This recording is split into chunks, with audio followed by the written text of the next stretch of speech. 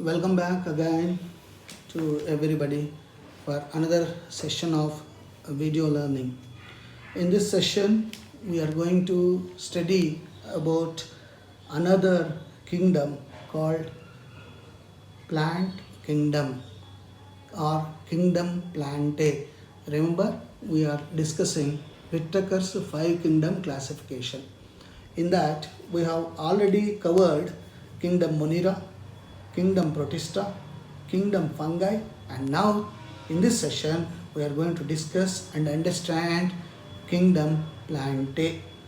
So at the end of this session, the learning objectives that I am expecting is learning outcomes also that I am expecting is you are able to define cytotaxonomy, chemotaxonomy, isogamy, anisogamy, oogamy, like that.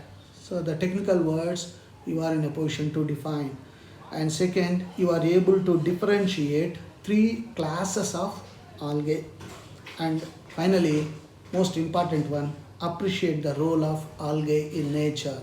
We are very comfortable in this nature thanks to algae because they are doing 2 things. They are giving us oxygen, which is very essential for us. Also, they are consuming the carbon dioxide, which is dangerous to us. So we appreciate for that. Now let's move on. As you are seeing in this slide, so 5 kingdom classification: Monera, so bacteria and archbacteria, Protista, fungi, and the green one, plantae. We are going to discuss that. So the classification is in this way. That is, the classification can be done based on cytotaxonomy.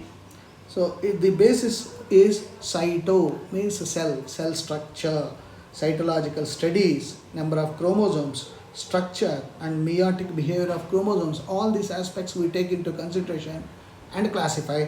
Then we say cytotaxonomy. And chemotaxonomy is biochemical nature. That is, we study various chemical constituents such as amino acids, proteins, DNAs, alkaloids, etc.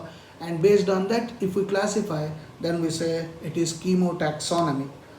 So in this, basically, in plant kingdom, we see 2 broad subgroups. One is cryptogamy, that is plants without seeds or non-flowering plants, cryptogamy. And the second one is phanerogamy.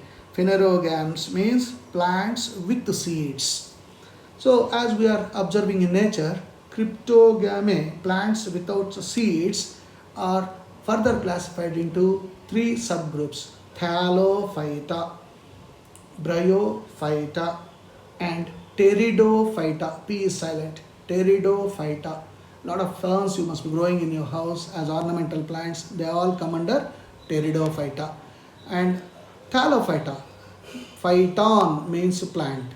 Thallus means a undifferentiated plant body.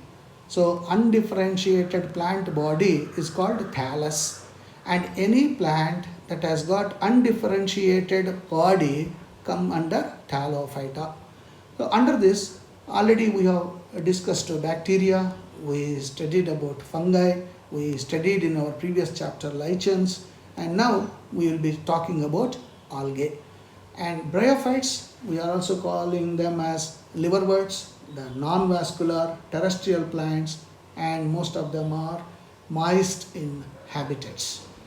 And then pteridophytes, as I said just now, all ferns, the very decorative, beautiful plants come under this.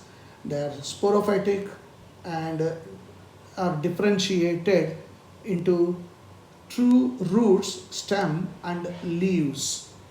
And in case of phanerogams, as I said, gymnosperm. Gymnos means naked. These are the plants that are having naked seeds, gymnosperms.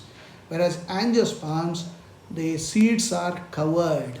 So covered seeds, if they are present, then we say angiosperms. These are fruit bearing. Naturally, seed will be present inside the fruit. And depending upon how many cotyledons, seed coverings are there, we further classify angiosperms into monocots and dicots. If there is only one seed covering, then it is monocotyledon, monocot. If there are two seed covers covering the seed, then dicotyledon or dicots. Now we come under algae. Algae, as all of you seen, they are mostly aquatic and some are terrestrial.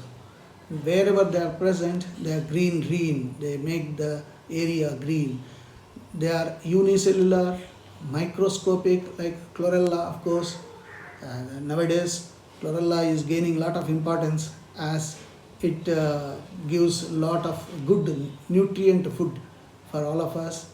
And then multicellular, like Spirogyra, Elothrax, and some may be branched or filamentous, like Cara or Chara. Colonial forms like Valvax, we can see covering the lake, and huge macroscopic, such as seaweeds like Sargassum, which measure more than 60 meters in length. So the algal cell wall consists of two layers, the inner cellulose and outer pectin. Pectin is very strong in nature. The algae consists of three types of photosynthetic pigments, that is chlorophyll A, carotenoids and phycobilins. The reserve food material is in the form of starch.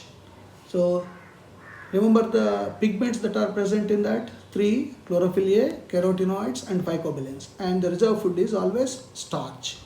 What about reproduction? Reproduction in algae is in three ways: vegetative, under which fragmentation takes place. Fragmentation is body getting broken and the broken part develops into a new organism. And of course, cell division, mitosis. And asexual, it is basically through spores, motile spores, and motile spore is called zoospore, and they are having flagella so that they can move. Motile means movement, and on germination give rise to new plants. Whereas look at that, sexual reproduction. So this is one of the advanced features.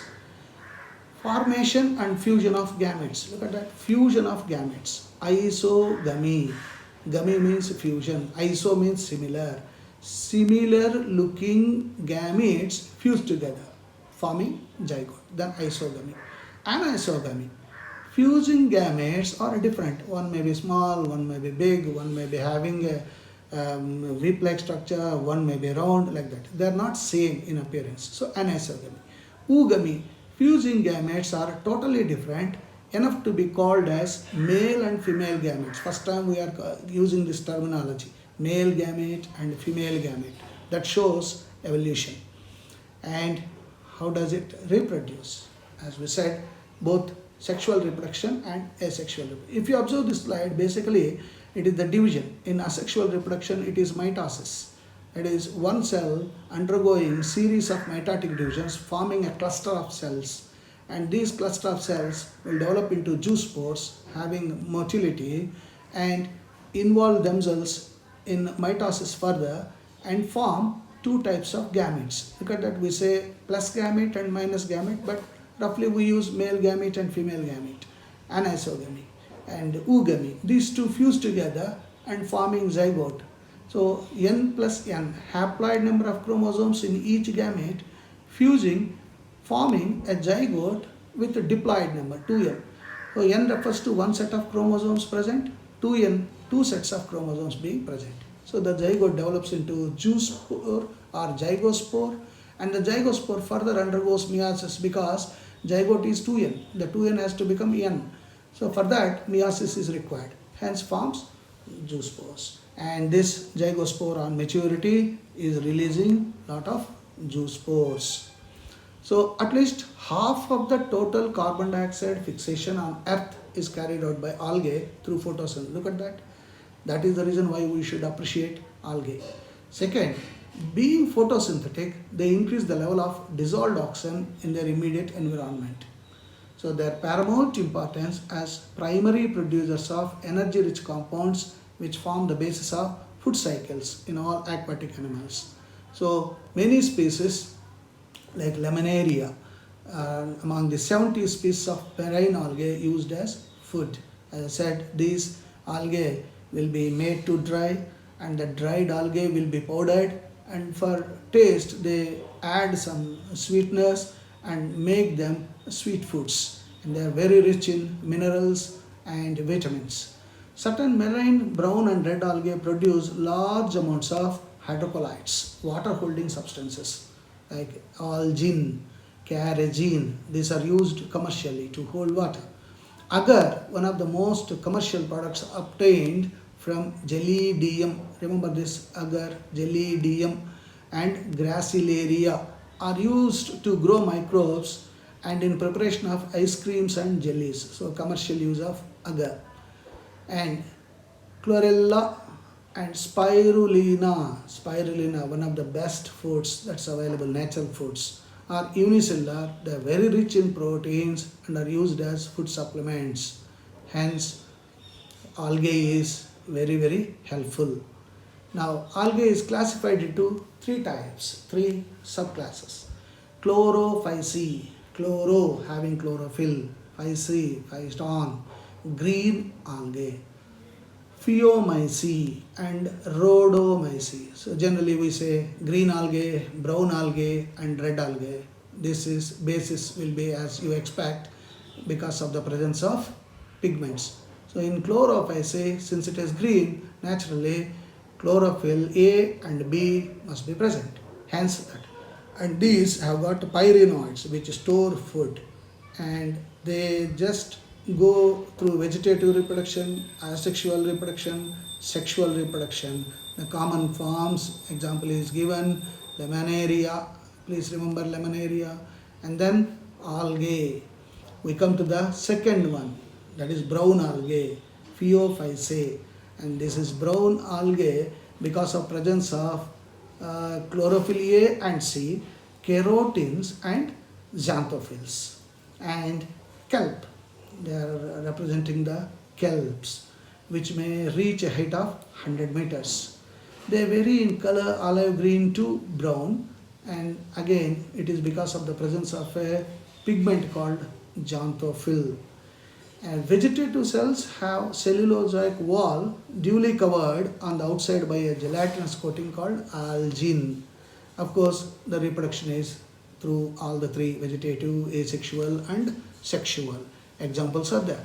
And we come to the last subclass, Rhodophyceae, red algae.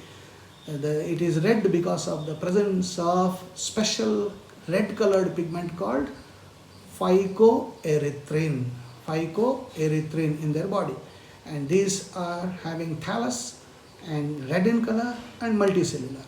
And the food stored is fluoride starch. And as we expect, through all the three methods, they undergo reproduction.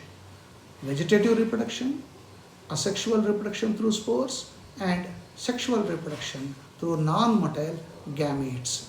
Hence, in sexual reproduction, the fusion of differently appearing gametes fuse together to form zygote. This process of formation of zygote is fertilization. So the common members are this Gelidium. So in this session, what is that we have learned? We have learned about algae and the role it plays in the nature and why they appear in different colors. Hence, with this background, we move to the next session.